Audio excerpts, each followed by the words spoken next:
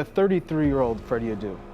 What are you telling the 14-year-old Freddy Adu? If you could go back in time and you have this conversation with him. I would have said... On the internet, football fans have been asking the same question for years. What happened to Freddy Adu? Do you guys remember Freddy Adu? He was supposed to be the next Pele. I felt like this kid, Freddy Adu, was going to be the LeBron James of soccer. At 14 years old, he signed a $1 million Nike deal. At 15, he was called the next Pele. And at 17, he was labelled a failure. How does the most promising American football talent in history go from a global icon to a forgotten name bouncing around third division clubs in Europe? This isn't a story about a cocky teenager who blew his shot. It's not about wasted talent or a player who just didn't want it enough. No, this is something much darker. This is the story of a boy who was branded, sold and paraded like a superstar before he even had the chance to become a player. He is said to be the next David Beckham. Please welcome young soccer superstar Freddy Adu.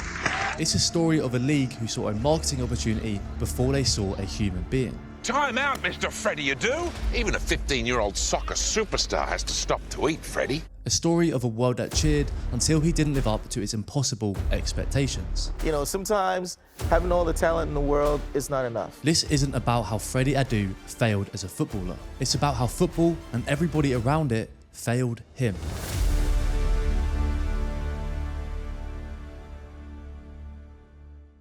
Now, before we get into this one, I just wanted to say that I'm so close to hitting 10,000 subscribers. So if you haven't already and you enjoy the content, please subscribe. I'd really appreciate it.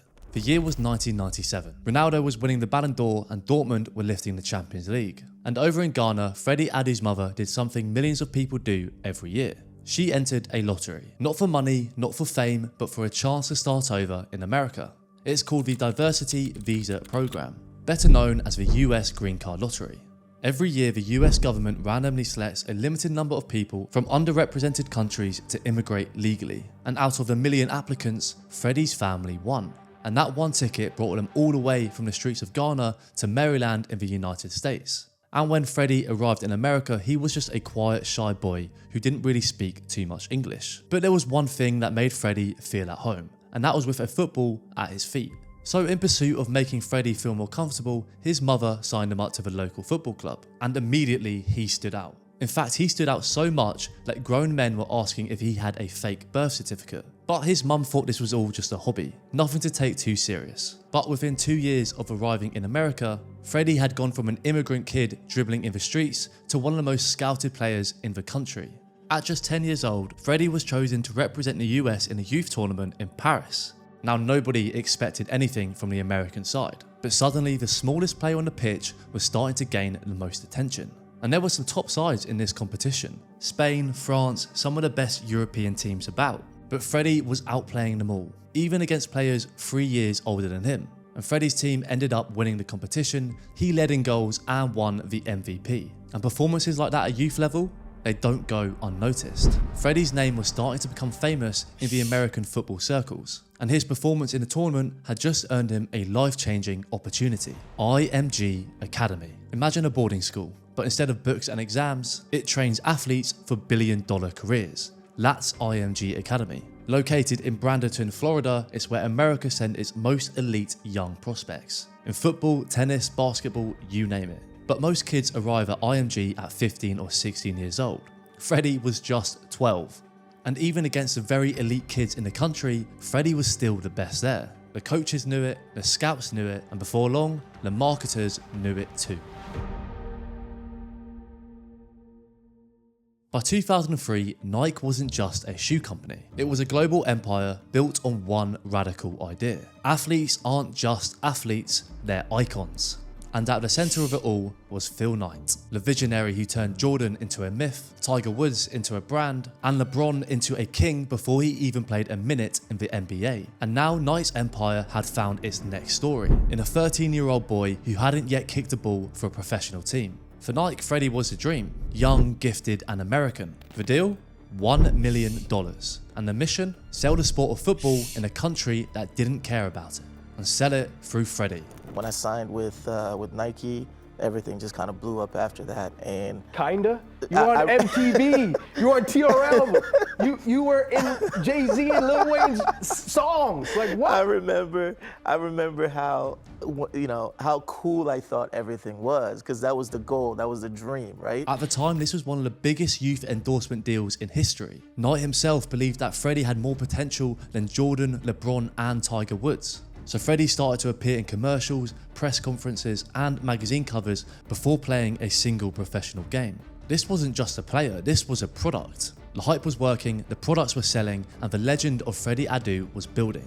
There was only one thing left to do: turn the myth into a man.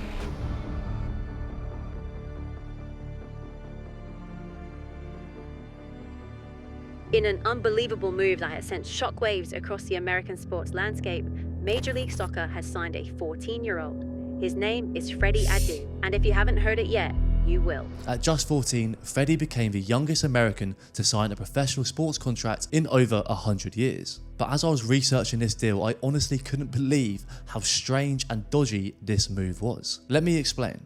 The MLS was only 8 years old. It was still struggling to survive, losing money and fighting irrelevancy in a country that didn't really care about the game. So when a 14-year-old prodigy named Freddy Adu appeared on the scene, not only talented, but American, marketable and charismatic, MLS didn't just sign him, they built a custom deal to make sure that they could control the narrative. You see, normally players go through the MLS draft. Now for my American viewers, you'll know all about this, but for those who don't, the MLS Super Draft is an annual event for promising young amateur players coming out of college. They're picked by clubs based on performance, team needs, the usual stuff. But Freddie was actually too young to even be in the draft. It literally would have been against the rules. So the MLS did something it had never done before. It signed Freddie directly to the league, essentially like a corporate asset. And then they manipulated the draft behind closed doors to place him exactly where they wanted: DC United. Now this is where it gets really dodgy. DC United didn't even have the #1 draft pick. That belonged to FC Dallas. So the MLS made a private deal. Dallas would pass on Adu, and in return, the league would send them other benefits: players, money, future deals, the whole works. It may have looked like a regular draft deal to the public, but under the surface, it was completely choreographed. So at just 14, Freddie was now in the league, not just as a player, but there to be a saviour and marketing campaign for the MLS. And at this point, Freddie had just become a complete superstar. Autographs, interviews, everything all of the time. But to be fair to DC United, this was actually the best place for Freddie. Why? Peter Nowak.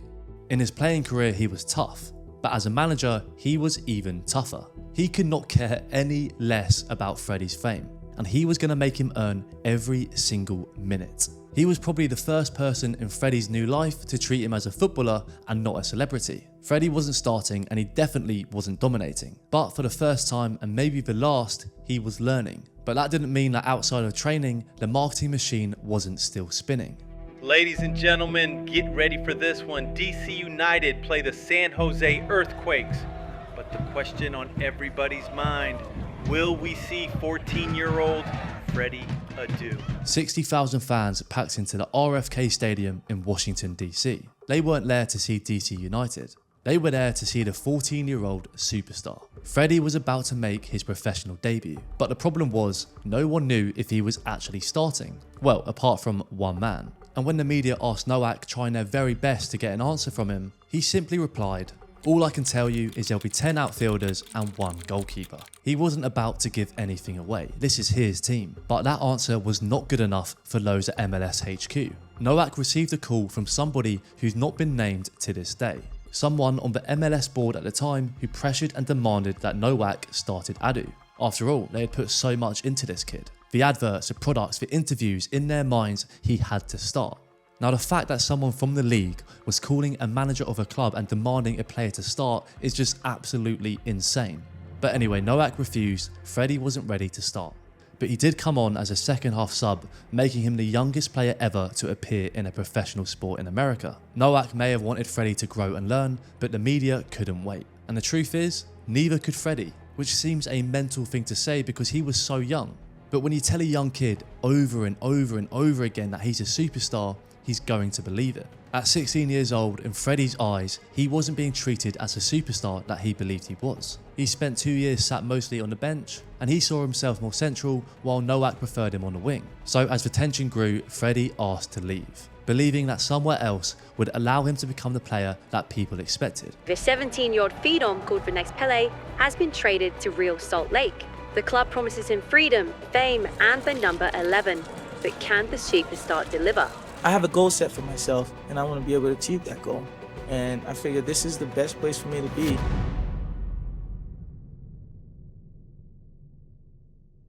Real Salt Lake was a brand new team with no real identity, but they promised Freddie everything. A starting spot, attacking freedom, and media access. They even gave him the number 11 shirt of a club veteran. He finally got everything he wanted, but he couldn't deliver.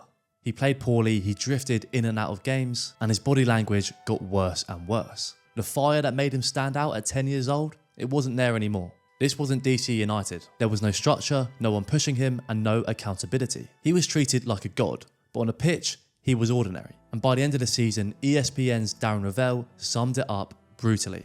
I want to be the first person to say it, Freddy Adu is a failure. Now, Freddie might have had a poor season, and he might have even been a cocky little teenager at times, but he was 17 years old. It's so incredibly normal for a player of that age to have good and bad games. Of course, he had so much to learn, but how you can call a 17-year-old in any career a failure is beyond me. And that comment from Darren Ravel, it just sums up the ridiculous amount of pressure that was thrown on this kid. Salt Lake gave him everything, but Freddie wasn't growing and he knew it. So when Europe came calling, he didn't think twice. In 2007, after a standout performance with the US under-20s, Freddie got what he always wanted, a ticket to Europe. Portuguese giants Benfica paid $2 million to get him. So at 18, he was heading to a club that had produced some of the very best. A real European football culture and a chance to prove that the hype wasn't just a fluke. But even here, something was off. The Benfica signing wasn't a football move. It was a brand gamble. Freddie wasn't brought in to lead, he was brought in to sell shirts. Again, he played 11 matches, scored 2 goals, and then he disappeared. New managers came in, and Freddie got pushed further down the pecking order. They didn't build around him, they didn't even try to develop him. He was just there. And when it became clear he wouldn't break through, that's when the loan started. Freddie became a footballing nomad. Monaco, Greece, Turkey, everywhere he went, the same story. A spark, maybe a glimmer of talent, and then nothing. No consistency, no support, and no plan. As he got older, the expectations stayed the same, but the reality kept getting worse. By 22, he had played in more countries than he had seasons with one single club. And still people asked what happened to Freddy Adu. Well, he was now just being judged like every other player. And without the American marketing machine propping him up, he was just ordinary. Europe didn't break Freddie, it just stopped lying to him. And for the first time in his life, the spotlight had moved on. And after Europe, the dream started to unravel quietly and painfully. Freddie returned to the US, signing with Philadelphia, and then he bounced again. Brazil, Serbia, Finland, the USL, even a trial in Poland. Each stop was shorter than the last. Coaches stopped calling and fans stopped caring. And by 30, Freddie was a free agent. Not because of an injury or a scandal, but because the world had simply moved on. He was once the future of American football. And now he's just Freddie. Older, humbler, and honest about the dream that broke him. Today, Freddie doesn't make any excuses. He doesn't blame the league, the media, or any of the coaches. He blames himself, but he also understands the system that failed him. He doesn't chase comebacks and he doesn't ask for any sympathy. It seems like he's made peace with his career. For me personally, Freddy Adu was not a fraud or lazy or a failure like some people in the media would have you believe. The MLS didn't protect Freddie and the media certainly didn't. And as for the fans, they simply bought the dream that was sold to them. Freddie was ahead of his time. Today, MLS has better academies, better support systems, and better coaches. Maybe if Freddie had come up in 2025 instead of 2005, this story would end differently. He was never going to become the next Pele. He was just Freddie. And maybe that should have been enough. The 33-year-old Freddy Adu. What are you telling the 14-year-old Freddy Adu? If you could go back in time and you have this conversation with him. And I would have said, just put all the other distractions to the side and just focused on my craft, focused on getting better. Now, speaking of wonder kids, there's a 17-year-old that's taking over the world. And if you'd like to hear that story, you can click now. Otherwise, thank you for watching. Please like and subscribe, and I'll see you on the next one.